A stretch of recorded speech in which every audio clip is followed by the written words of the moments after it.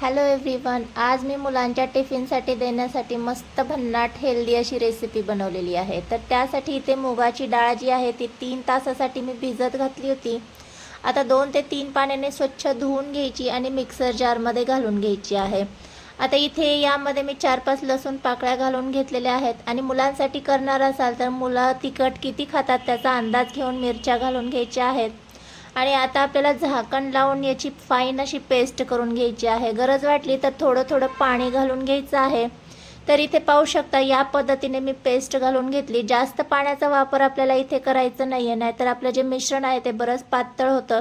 तर सगळं मिश्रण इथे मी वाटून घेतलंय। आता यामध्ये आवडीनुसार कांदा घालून घ्यायचा आहे, सिमला मिरची घालून घेतलेली आहे आणि बीट घालून घेतलेला आहे। तर इथे तुम्ही भाज्या तुमच्या आवडीनुसार कमी जास्त करून घेतल्या तरी काही हरकत नाही आहे। कोथिंबीर घालून घ्यायची, चवीनुसार मीठ घालून घ्यायचे, जिरे घालून घ्यायचे आहेत। यामध्ये ज्या भाज्या मी वापरलेल्या आहेत त्या कच्च्या वापरलेल्या आहेत। हळद घालून घेतलेली आहे आणि नाश्ता कुरकुरीत होण्यासाठी इथे 2 चमचे इतका बारीक रवा घालून घेतलेला आहे आणि साधारण 2 चमचे इतकं दही घालून घ्यायचं आहे।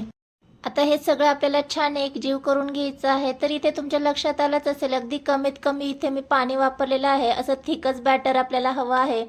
आता इन्स्टंट करत आहे त्यामुळे इथे मी सोडा घालून घेतलेला आहे, अर्धा चमचा इतका सोडा घातलाय।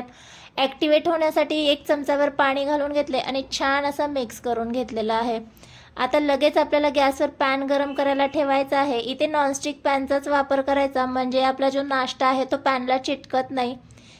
1 चमचाभर तेल घालून सगळीकडे पसरवून घेतलं। तेल जसं गरम झालं की यामध्ये जिरे घालून घेतलेले आहेत आणि सफेद तीळ घालून घेतलेले आहेत।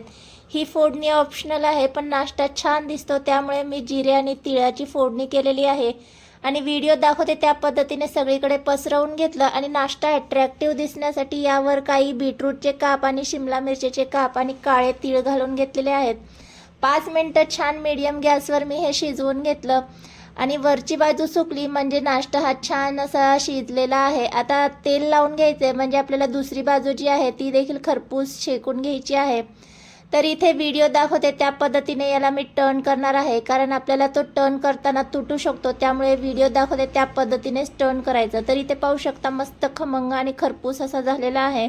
दुसरी बाजू देखील आपल्याला याच पद्धतीने झाकण लावून मीडियम गॅसवर 5 मिनिटं अशी शेकून घ्यायची आहे। तर इथे पाहू शकता दोन्ही बाजूने मी छान असा खमंग आणि खरपूस नाश्ता शेकून घेतलेला आहे। आता आवडीनुसार कट करून घ्यायचा आहे आणि हा नाश्ता तुम्ही मुलांच्या डब्यासाठी किंवा नाश्त्यासाठी देऊ शकता। भन्नाट हेल्दी आणि टेस्टी असा नाश्ता आपला तयार झालेला आहे।